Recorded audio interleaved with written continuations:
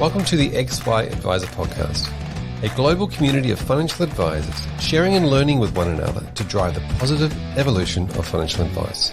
To get involved, go to xyadvisor.com or simply download the XY Advisor app.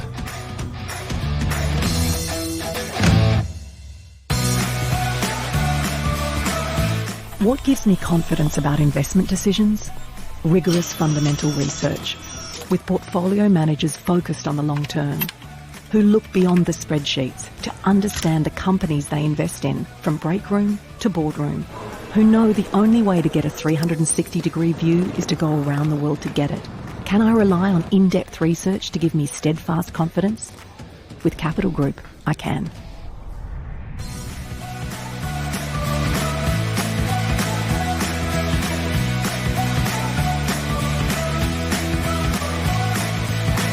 Welcome back to the XY Advisor Podcast. I'm Fraser Jack, and today I'm joined by Louise Biti. G'day, Louise.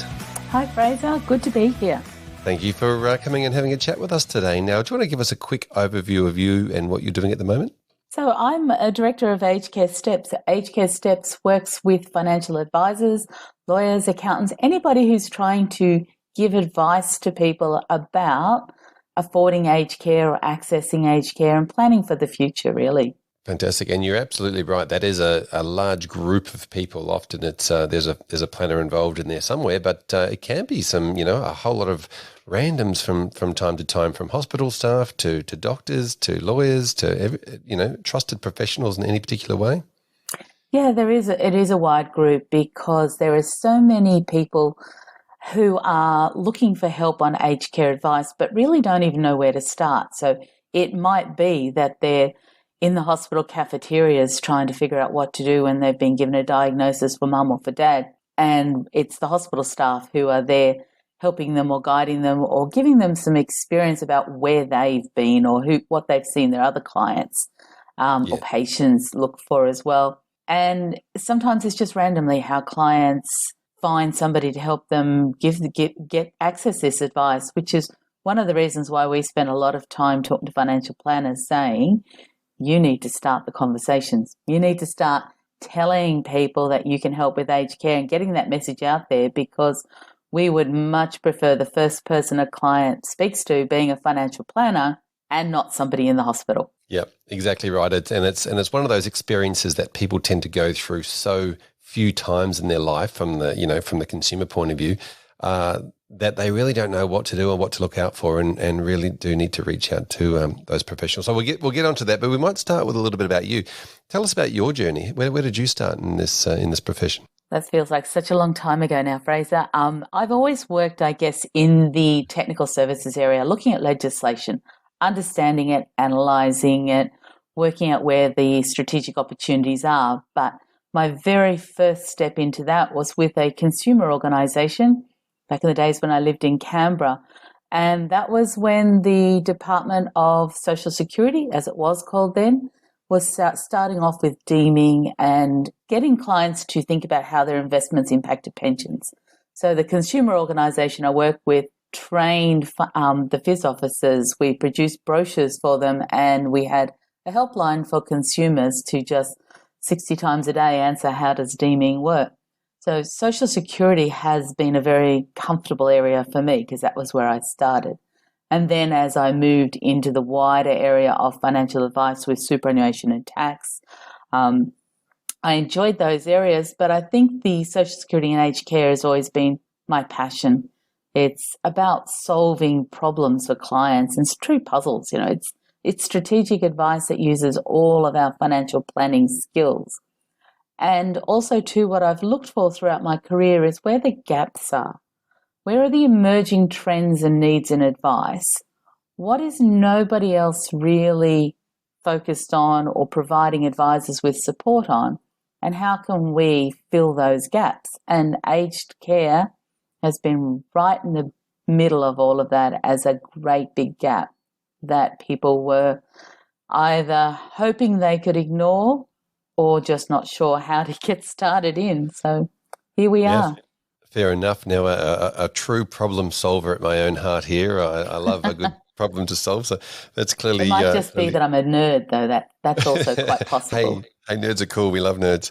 Um, you've obviously seen a bit of changes over that time. It's sort of the system has changed many times, I guess, over Yeah. that period. Well, we have. We've had a couple of major periods of transformation. Within, if we're looking at aged care legislation, 1997 was a start point where the Aged Care Act came into introduction. 2014 was where we saw a major overhaul in the calculation of fees. And I think that's the point where financial planners really started to notice aged care, because fees were becoming more expensive, they were more visible what they were charging, and the strategies became more prominent. And recently, nobody's missed that we've had a Royal Commission into aged care quality and safety, and that's led to this budget, the government announcing an entire new focus and structure and formatting of the aged care system to improve how it works for clients and for consumers as well. Yeah, amazing. It's interesting to see what's going to come out of the what's actually going to be put in place out of the back of this Royal Commission. There's been some fairly interesting ideas, I guess, put forward. But I guess what we need is lots of ideas and to be able to debate those in a way that works out what's best. Yeah, as they always say, I mean, proof is in the pudding that the direction the government is talking about is right. It's very consumer focused. It's based on needs. It will offer us much more choice and sustainability. But it's how they pull all that together, because it's a massive, massive job. And is it just rhetoric, or is it really action that leads to change? And we do need to wait and see that. I think that's where consumers are starting to be very concerned and wanting to take more control themselves, which is why we've seen this starting to be something that financial planners are now putting their hand up to say, we need to understand aged care advice. Yes, and I like the way you talked about being in control then, because I think that could be a driver for where this turns out, making sure that people do have control over decisions and those sorts of things. And I think that advisors play a big part of that. I think you're right. I want to go back to the 2014 piece, when obviously the fees all changed and there was a lot of complexity around how things were going to be calculated, and that need for not just the finding a bed conversation and what's going to happen, but the whole financial side of it came into force. Talk us through that period and how you work with advisors then. So during that period, I guess the main change was that fees were going to be published for accommodation. So it was about the cost for accommodation went up quite significantly, but we could see exactly what any particular provider was going to charge. The biggest issue from a financial planning point of view, though, was that clients were told very specifically, you have a choice. You have a choice to pay the lump sum, which we often talk about the RADs as being buying the right to live there. So consumers were told, you have the choice to buy the room or to pay a daily fee, which is effectively to rent the room. And then clients were going, well, how do we sort through that scenario? So that was one of the major changes, I think. The fact that the fees went up, they were visible, and choices were given to consumers.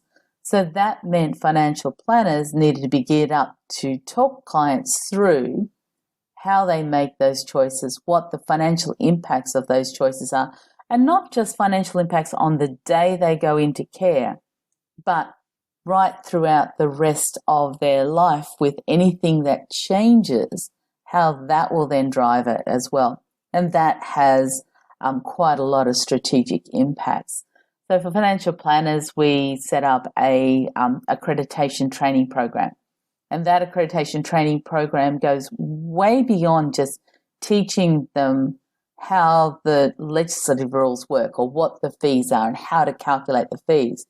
It goes right through putting in, how does the aged care advice process work? How does that fit into a normal financial planning practice?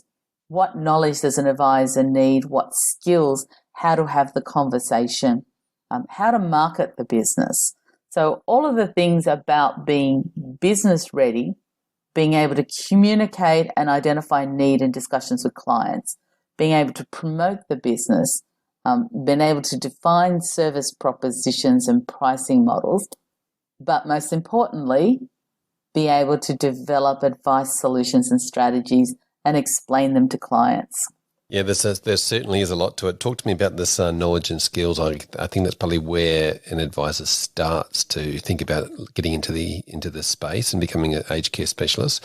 What do they need to bring in before they start? I think with the starting point is to really think about your own passion and your own client base and your own business model. Because even though we say every single advisor needs to include aged care advice into their financial planning business, in no way do I mean that every single advisor needs to be an expert, because we have worked with a lot of advisors who say, it's not my skills, not my passion, but I know my clients need help.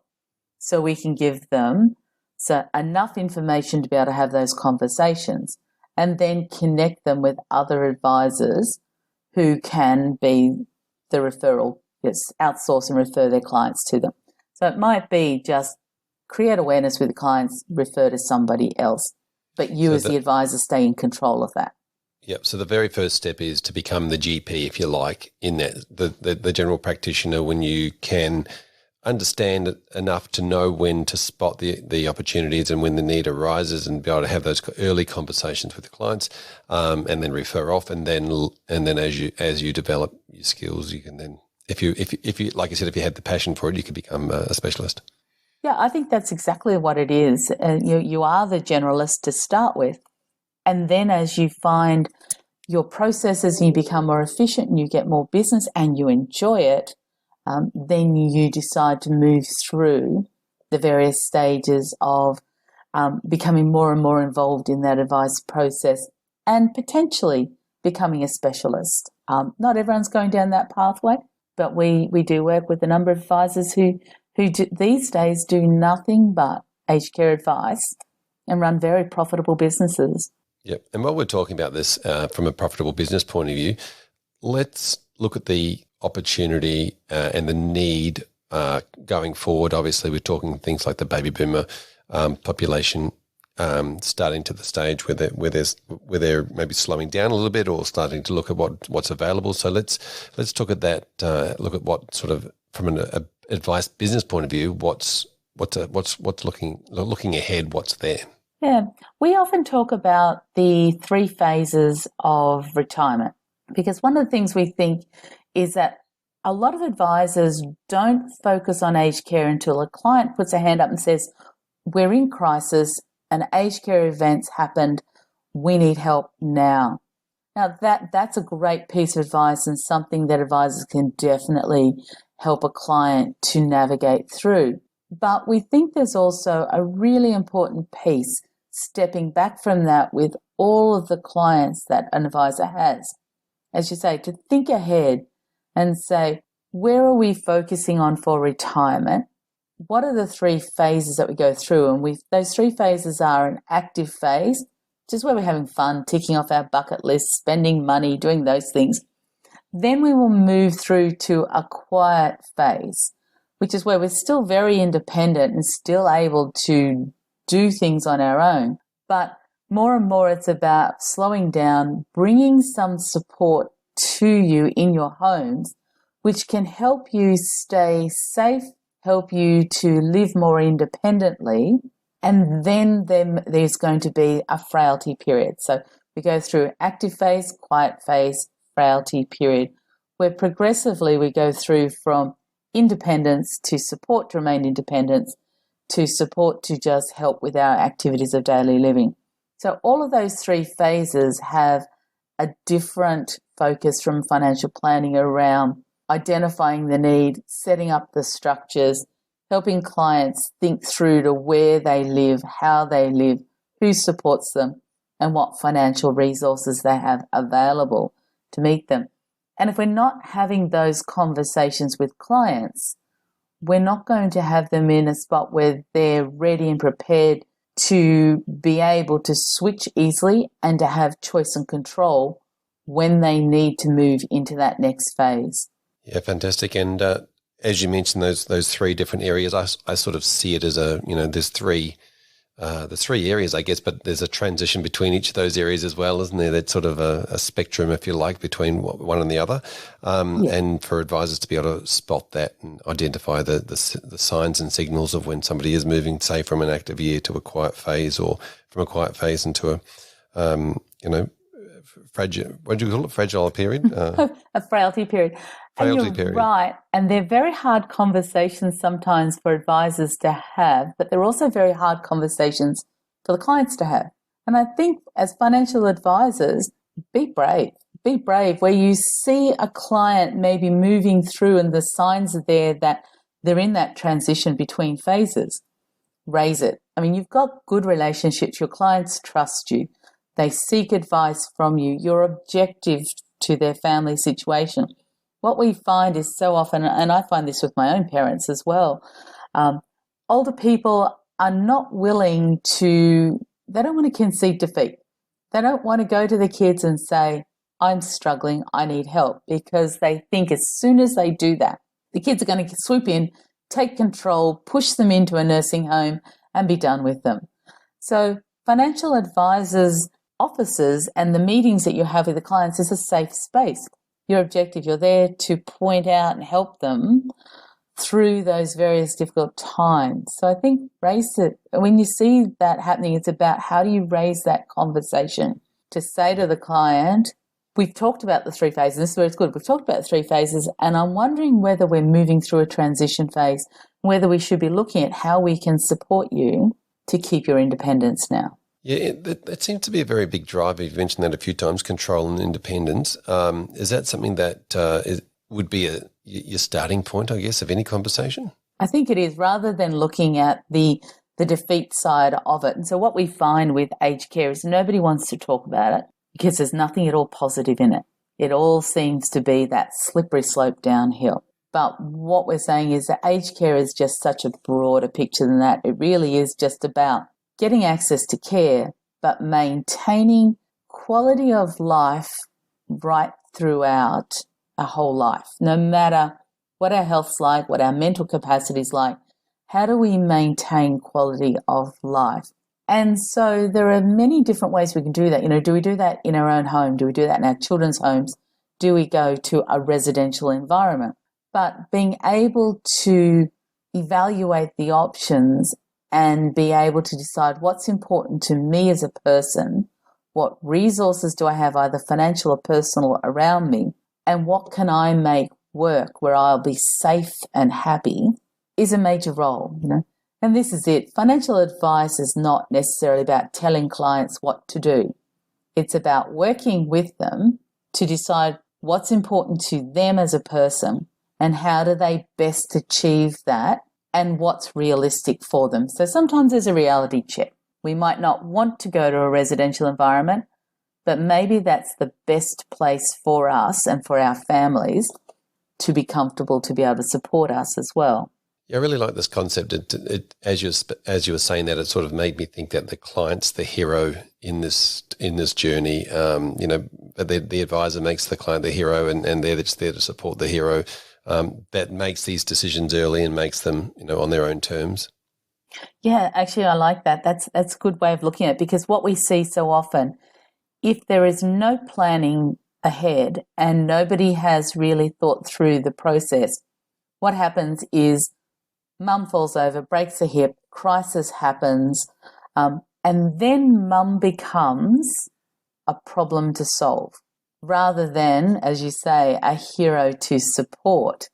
And I think that's a big mind shift and so much better value add if we can start that planning early and treat them as the hero of the story rather than the problem to be solved. Yeah, and I feel like that might be an easier way for advisors to really take charge and control, and by, taking that approach rather than, like you said, waiting for the crisis to happen. Yeah, and putting your head in the sand and just thinking, no, I don't want to raise that conversation. It's a much harder conversation when a client comes in and they're clearly struggling, if you haven't been preparing them for it, to look at the client and go, Mavis, I think perhaps you're not going so well. How about we talk about aged care today? That's not a great way to discuss it at all. It doesn't feel very good. No. Fantastic. Now, tell us about the increase in numbers in aged care, because obviously, as I mentioned before, we've got a larger population coming through than we've ever had before. How's the system going to cope with that? Yeah, the over 80 age group is increasing much faster than the increase in general population. So we know we are all living longer, and with living longer, it also means we're recovering from illnesses that had more of an immediate death before. So we have a stroke, we recover, we continue to live. We have a heart attack, we recover, we continue to live, albeit though with some frailties emerging because of that. So there's some very good statistics put out by the Australian Institute of Health and Welfare, which is saying if we break down retirement into those three phases of active years, quiet years, frailty years, we should all expect we'll have a frailty period. And on average, that frailty period is between about 15 and 25% of whatever we expect for retirement. So that is a massive period of retirement to leave clients completely exposed and vulnerable and not having planned for. So we've got this increasing group of people coming into that frailty period.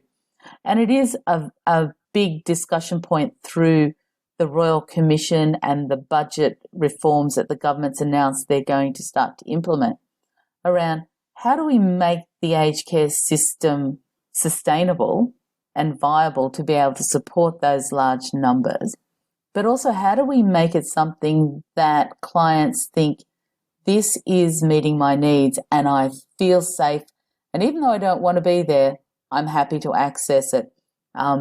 And I think at the moment the government direction is all around just getting a better consumer focus on aged care to make it a safe and practical environment, looking at what the design and what services are being offered and getting the industry into a more robust situation. We need a lot. One of the issues is staff.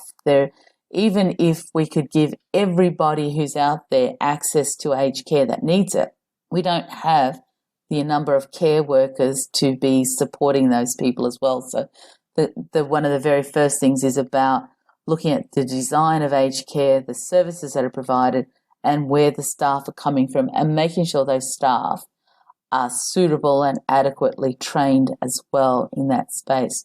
Then they're going to need to tackle affordability of this, because at the moment, if you look at the budget as a consumer, we were all going, yay, no increase in fees. The government's going to fund all of the extra money that's going into that.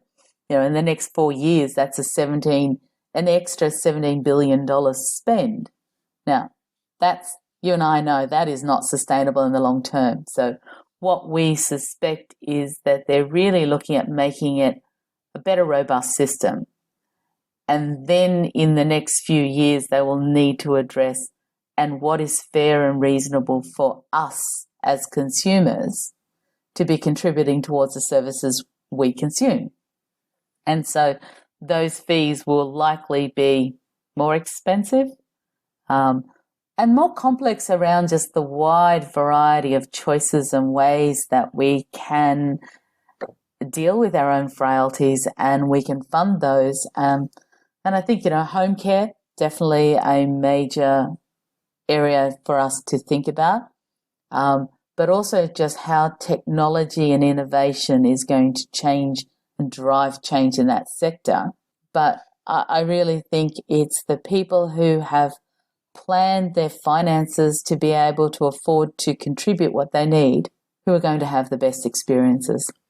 Yeah, I have the same feeling around the staging of and the change that's going to happen over the next few years, and we all know it's going to happen. It sort of feels like we're coming up to the corner and we really need to turn, otherwise we're going to go off the edge of the cliff. So like you mentioned, getting the infrastructure right, and then looking at the fee side of it. So I guess what does that mean for planners and advisors now talking to people about their retirement plans and, let's say pre-retirees, and when it comes to actually working out what they might need in retirement?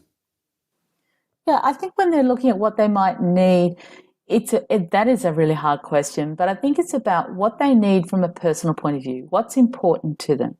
What is really important that they always have in their life to be deemed with quality? And making sure that they've got very strong cash flow right throughout their life.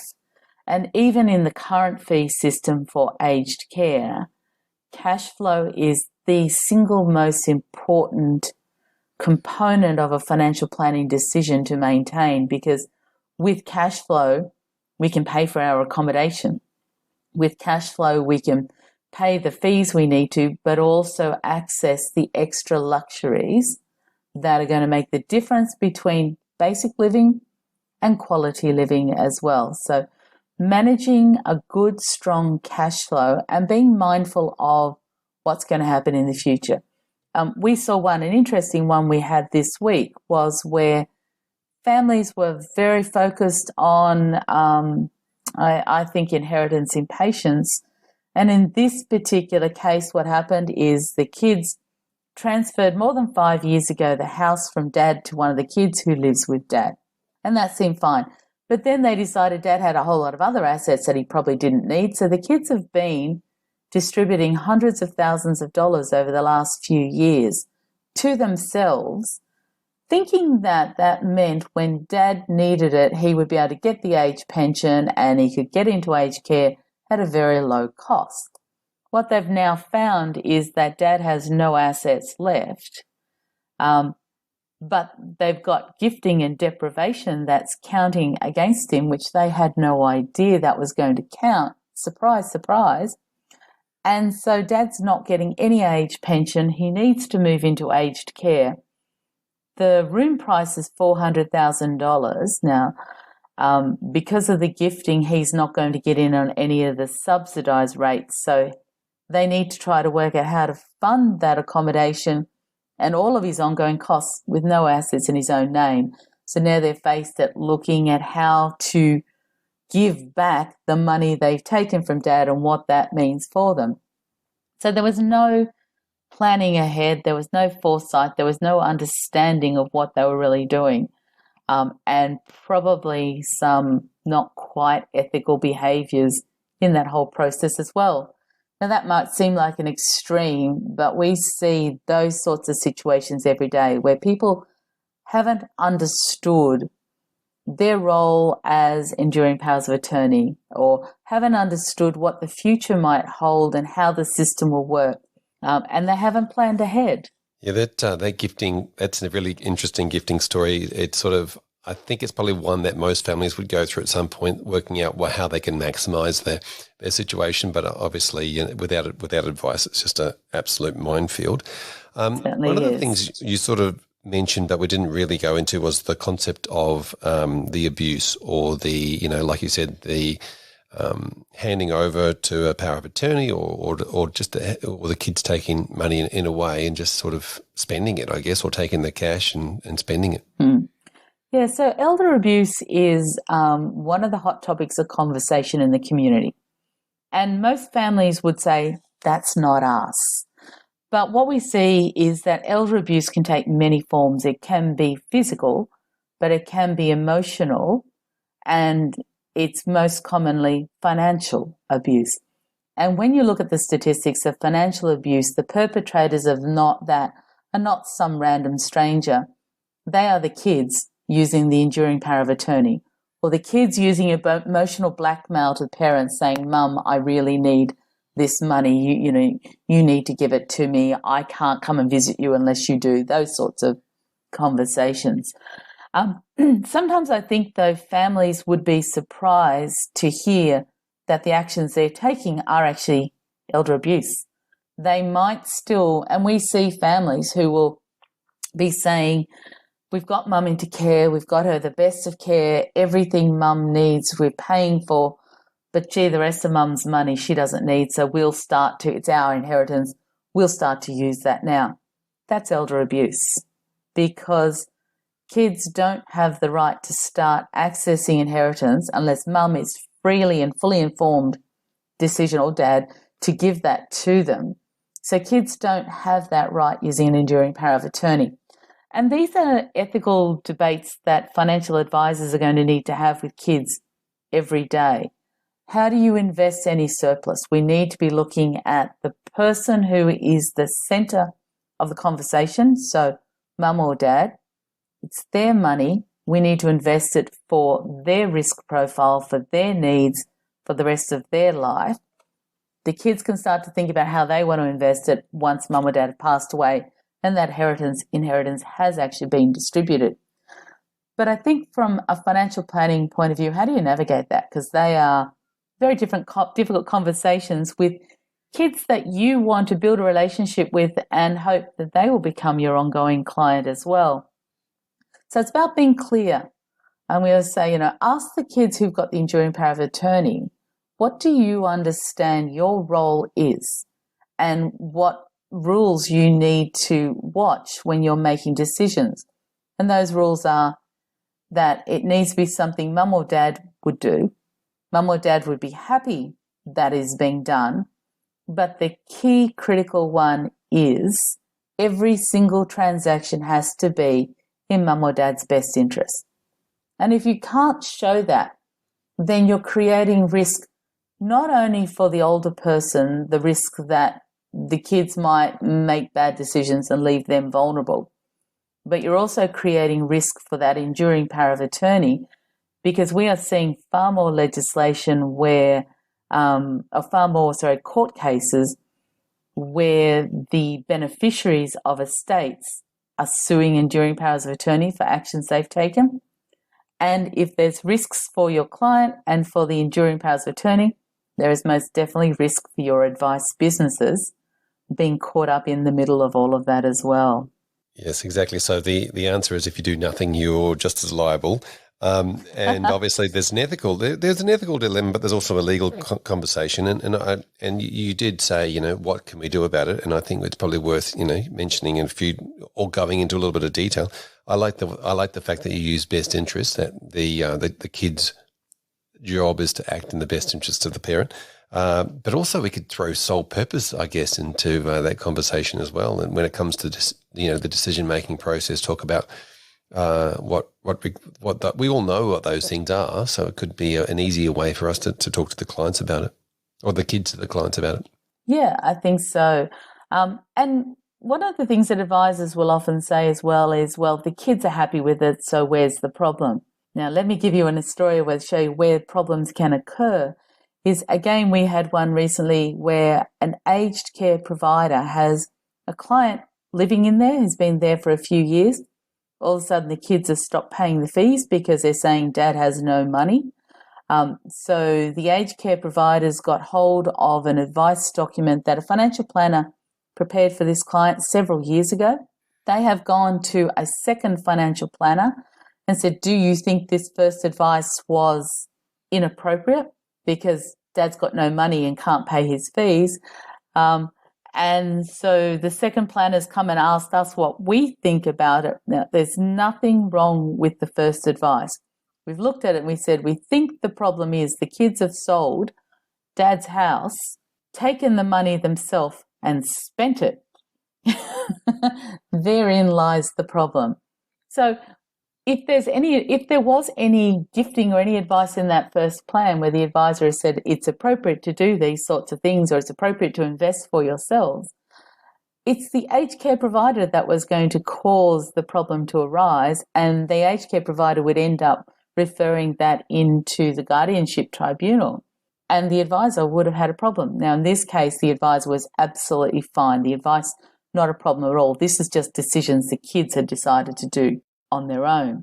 But problems can arise by other people that are watching what's happening, or disputes within families as well. So I think it's very risky to think that, nothing's going to go wrong in these scenarios. This is really scary. So the aged care provider taking legal action against whoever they can throw mud at, which will probably be the kids in this particular instance, or the power of attorney, and just, because they need to get their fees or they want to get their fees. So they're finding legal action as an opportunity. Yeah. And aged care providers will do that, that if they see any signs of gifting or kids taking money from bank accounts, they will send it straight to the guardianship tribunal of the relevant state, because they say it's the first step towards them not getting their fees. Let's face it, they're already finding it very financially difficult to run those businesses as well. They can't afford to have kids spending all the money and not paying for mum or dad's fees as well. So there is a role for advisors to play, most definitely, in this space. And whether we like it or not, FASEA Code of Ethics gives us some guidelines to remembering to look out for these things as well. Standard 6 requires us to look at giving advice not only today, but for the rest of that client's life. So we need to think about what's going to change and anticipate that. We need to be looking at fully informed decision making. And if it's not with the client, then we need to treat the kids as if they were the client, not as if they were the kids looking after their own best interests as well. So there are so many clues if you unpack that FASEA Code of Ethics that helps us remember how we should be navigating some of the minefields when we've got enduring powers of attorney and the kids, because this is going to have increasing levels of scrutiny. And as I said, we're also seeing cases where beneficiaries are coming back once estates are being wound up and suing the enduring power of attorney for misappropriating money. Now, if you were a financial advisor having advised those enduring powers of attorney, you're stuck in the middle of that litigation as well. Yeah, crazy. Now, I also think there's a space that we sort of touched on, but we didn't go into a bit of detail around the education around what financial abuse is to those related parties, and just letting everybody know what the definition is in some way, whether it's an education piece, it's a podcast, or something or other provided to those people that are surrounding, just so that everyone knows what to look out for. Yeah, because I think the kids take on the roles. Dad says, "Can you be the enduring power of attorney?" The kids sign the document, take the roles on. But nobody really helps them understand what their role is and what's right and what's not. And just the subtleties of when are you stepping over that, and how do you make sure, it's about every cent that mum or dad has to be used for their best interest. Yep. And that's an interesting ethical dilemma that, kids need the help to understand. Yep, but the more, like I said, the more education and information we can get up front, the better the easier that conversation is going to be. Yeah, and I think also, as financial planners and community, it's debating that, bringing up cases and going, well, okay, here's a scenario. What was appropriate? What wasn't appropriate? How could we have had better conversations? How could we have avoided these dilemmas occurring? I think that's going to be a very important part of building our professionalism and our ethical base going forward. Yep. Now, we briefly touched on home care earlier in the conversation, and I wanted to come back to that, because I think we need to sort of talk about where home care has come from, where it is now, and where it's leading to in the future. I think it's obviously with more and more home care packages available. Let's talk about that during that transition period of going from your quiet phase to frailty period. So if we go back to 2014 to that set of legislative changes, at that point there was probably a couple of thousand home care packages. It really wasn't a major part of aged care, except for sort of group funding things like Meals on Wheels or community nursing. Home care packages was relatively new concept. But in the community consultations at that time, pretty much every submission and everybody who contributed said, we don't want to live in residential care, we want to stay in our own homes. And this generation of retirees that are coming through at the moment, the baby boomers, they are far more used to having choices in life and quality and luxury in lifestyles than their parents were.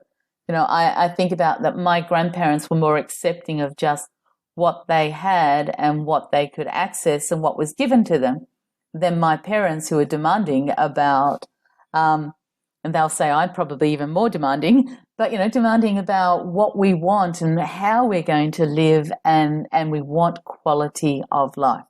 So there is far greater demand for staying in our own homes. Now, that might be a great mission, but for a lot of people, it's just not practical. For people who've got very advanced dementia, it can be hard to keep them safe and contained in the home without becoming a jailer. Residential environments might be more suitable for them. Some people with very high physical needs, again, it might be beyond the family's ability to help them. Residential might be more important. But having said that, home care is far more common these days, and the government has been, since 2014, successively increasing the number of packages. And we saw in this last budget as well, there was a major increase in the number of home care packages over the next 2 years. So we've got another 80,000 home care packages coming out. So by the time all the home care packages that have been announced are rolled out in 2 years' time, we will have more home care packages available than residential aged care places. We'll be up into about roughly around the 250,000 home care places. So the problem is where we find all the staff, so that's a whole other issue to be able to provide those packages. But it means there's lots more opportunities. But it also means that people need to spend a lot more time being involved in accessing care, delivery of care, and supporting the people living in the home as well. So home care packages might be great, but they aren't going to necessarily work for somebody who lives alone without support around them, because the home care package doesn't cover 24/7, 365 days of care in your own home. It might provide a couple of hours of somebody doing the major support items you need each day, but then you need to either be independent around that or have financial resources to top that up with other services, or to have family or a spouse or somebody else living there to support you through the rest of the day as well.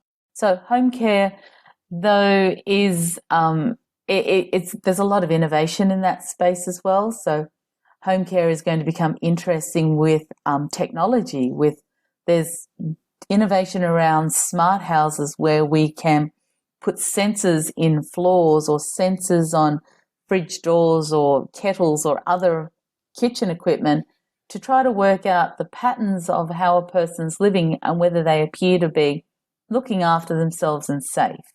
There's going to move perhaps more to different styles of community living, where we still live in our own homes but in a more community setting, whether it's a retirement village or other sort of community style, with home care brought in to us, that we can spread the economies of that amongst a group of people rather than just one individual.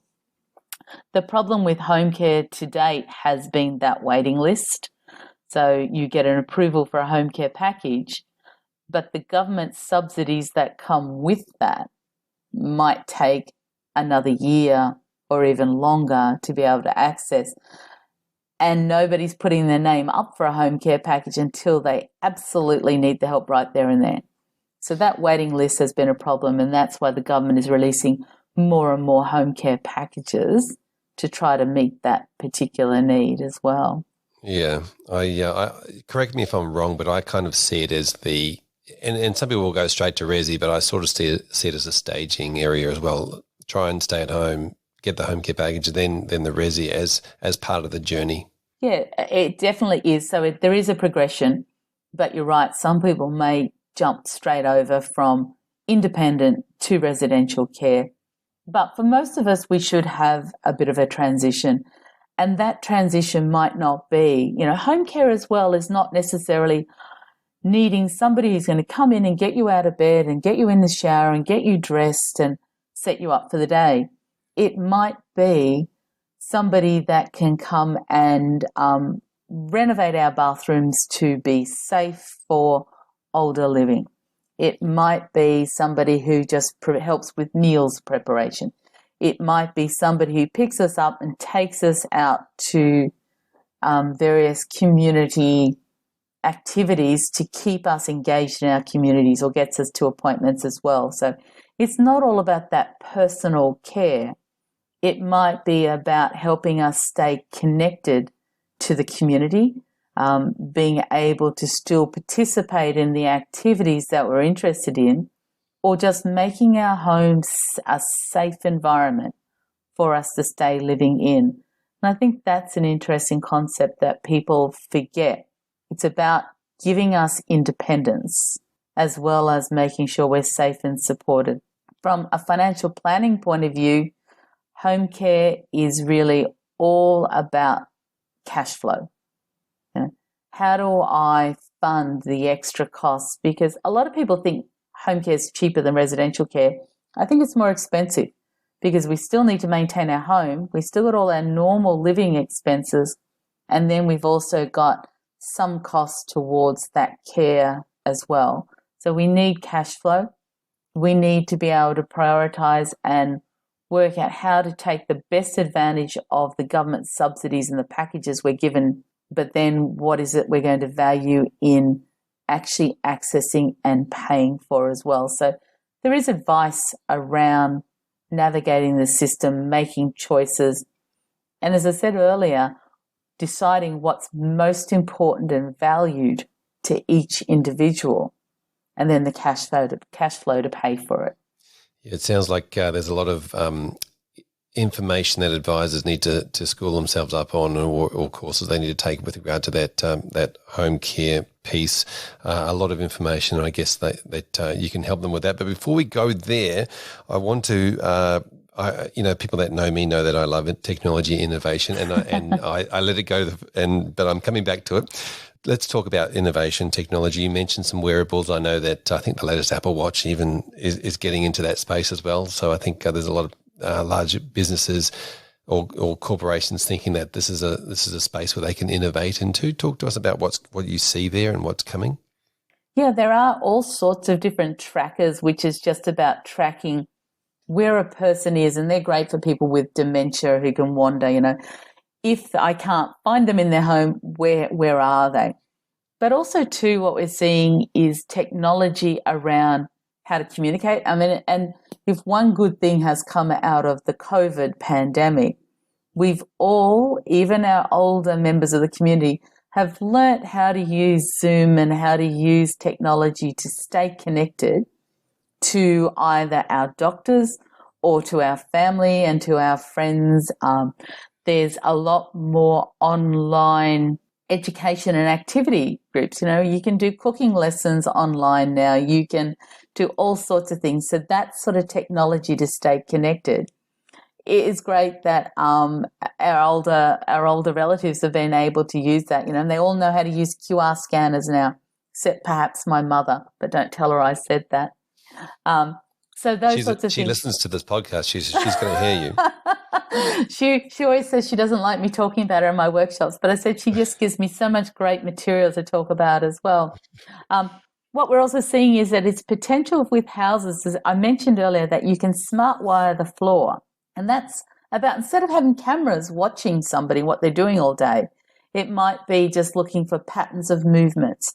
And so the floors could be wired that if it can be sensed that there's a large mass lying on the bathroom floor and it hasn't moved for 10 minutes, unusual for it to be there, looks like the shape of a person, let's send some emergency help around.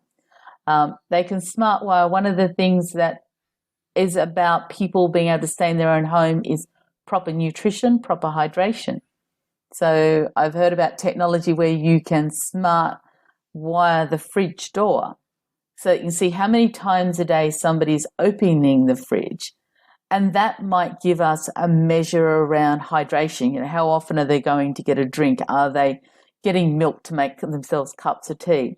Again, for my mother, I always say that's only going to tell me how drunk she is, because that's where she keeps her wine. She drinks water out of the tap. So good hydration in that wine, I'm sure. Yes, she'll say it's hydration. So it's some of those sorts of things that are very interesting. Even too, it might not be our own homes, but it might be that more community living, group houses where groups of people with similar sorts of care needs can live together in what feels like a home rather than feels like an institution, but being able to access home care packages that they combine and pool together to pay for the resources.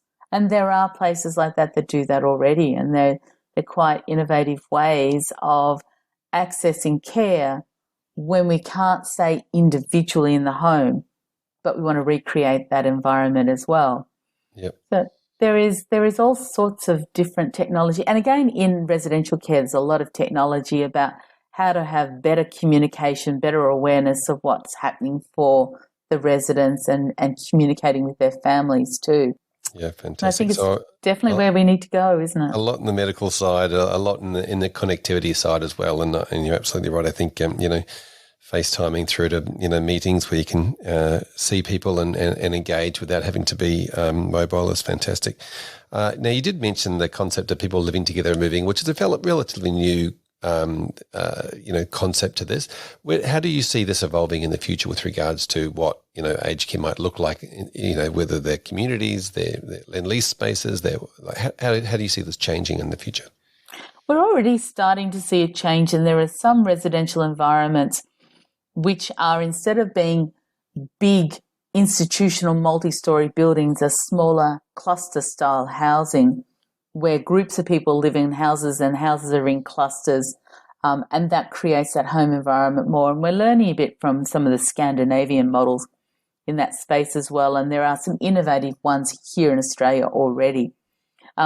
One of the things that was in the budget announcements this year as well is that the government, as part of its 5-year framework, has flagged that they want to look at the accommodation framework, because we don't really have good design principles yet for what should an aged care facility look like. What's the design structure if we're trying to meet the needs, particularly for people with dementia?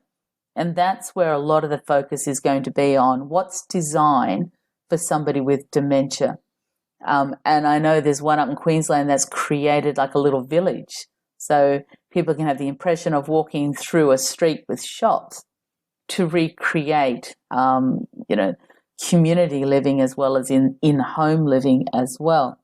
So we need to look at this design framework for what is good design for different types of care needs, and how does that work as well. And I think there is a shift to some of this smaller cluster housing rather than some of the big institutional. The problem has been that we've needed to move towards those big institutional ones to get the economies of scale, because there was so much overhead cost in running an aged care service. So that's where part of the redesign in costs and funding and aged care fees will come with that shift as well. And as I said, there is a group in Sydney which has group housing for people with dementia. And I've been to see one of them, and it just looks like an ordinary executive home, albeit with a lot of bedrooms, with up to 10 bedrooms, with en suites where people live as if it's a normal house with a kitchen in the middle. They can watch the meals being prepared, they can participate in that, and they all have home care packages. So there is many different models. I've seen some down in Victoria, which they call keyhole housing, where it's 4 family homes with a physiotherapy nursing station in the middle that connects them, so that they can help the person with the disability without intruding on family life. So some of those things can be really quite interesting where we go, but there's no set pattern that is better than another. I think sometimes it's what suits a particular person, and it's a community conversation that we're going to have around that design framework. Yeah, it would be really interesting, and I guess the fact is that if you don't know that they exist, you don't know about them, and you can't talk to your clients about them. So it's about understanding what's available, understanding what's coming up, and what might be available, so you can have those, like you said, conversations. Louise, how are you helping from an aged care steps point of view? How do you help planners? So we are there to help planners be business ready, and then to be able to give the advice. So I think there's the 2 aspects of it. So being business ready, the first step we recommend is do our accreditation training. So you can do a 2-day face-to-face one if we can keep borders open, that we're starting to go back into some face-to-face workshops, but we're also doing them online. So for advisors that don't want to travel, we can break them down to being online, all live, all interactive, still get to interrogate me and ask me all the questions that you want to learn about as well. So be trained. Within that, we talk a lot about picking your business model. So thinking about what your business model wants to be. So we can help you with the getting business ready. So help you with that training. We can help you with thinking about your pricing model, your service proposition. And then what we can do is move into, we have 2 subscription services. One which gives you access, our Essentials membership gives you access then to all the tools that you need to start the conversation with clients, be able to educate your clients, be able to market your business, create profile, do quick calculations, keep your knowledge up to date, find answers to questions. So it's an online portal with lots and lots of tools, but it's not just rules. They're very practical tools that advisors can use on a day-to-day basis for all of their business activities. And then we've also got support when you're developing that advice solution. So we can either help and mentor you by we could be the personal advisor if that's something you either need help to be mentored to learn, or you want to be in control of the situation for your client but not actually give the advice. We could do that. We could be the paraplanner for you. So we do paraplanning only in aged care advice, but we could do paraplanning, or we could license you to use the software which we built, which has been purpose-built to be as simple and flexible and quick to use as possible, so that you can then produce your own advice documents. And again, we think that's a progression. We're not a financial planning business per se, but we have got a personal advice license, so we can help planners build their business or connect them to somebody else who's a specialist. We can be the paraplanner. We can give you the software so you can do the whole advice process in-house as well. So it's about getting advisors business ready, giving them all the tools they need to have the conversations, to promote their business, and to give good quality and flexible advice to clients. Fantastic. And how can people reach out to you if they want to continue the conversation? They can go to our website, which is agedcaresteps.com.au. They could also phone our team on our helpline, which is 1300 226 816, or send us an email at info@agedcaresteps.com.au. Or even if they just want to stay connected and not really just watch what they're doing, go onto LinkedIn and look for Aged Care Steps and follow our page, or go onto our website and ask for our newsletter to be sent to you as well. Wonderful. Thank you, Louise, for coming on and chatting today. Okay. I love the idea of advisors taking their clients or making their clients the hero of their aged care journey, and helping them or giving them back and making sure they maintain control of all the decisions that need to be made. Really appreciate it. Thank you for coming on. That's okay. My pleasure. Thanks, Fraser. Well, there you have it. Another episode of the XY Advisor Podcast. I'm Fraser Jack, and I'm joined by Emily Blanche. G'day, Em. Hey, Fraser. How you doing? I'm tremendous. Thank you for asking. And, of course, we come to a time of the week where we get to champion some amazing XY advisors. Yes, let's do it. So today's shout out I would love to give to XY member Bozina Saw. Now, Bozina, I hope I pronounced your name correctly, so please let me know if that's incorrect. Bozina has been an absolute champion. She's been the MVP on the platform. She is constantly in there answering advisors' questions, being really helpful, being super collaborative. I can tell just from the stories that she shared and her contributions that she has a wealth of knowledge. She's been in the industry for 20 or 30 years, and she's very generous with sharing that knowledge. So, Bozina, it doesn't go unnoticed. Thanks for being a total champion on the XY platform.